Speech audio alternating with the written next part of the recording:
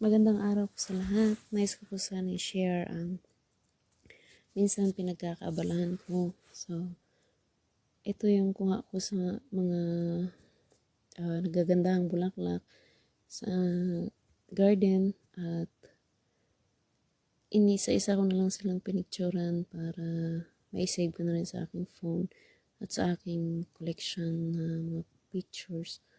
At maraming salamat din sa taong walang sawang nagturo sa amin sa pagkuha ng mga picture gamit ang aming mga cellphone kasi hindi pa afford ang bumili ng camera. At maraming salamat.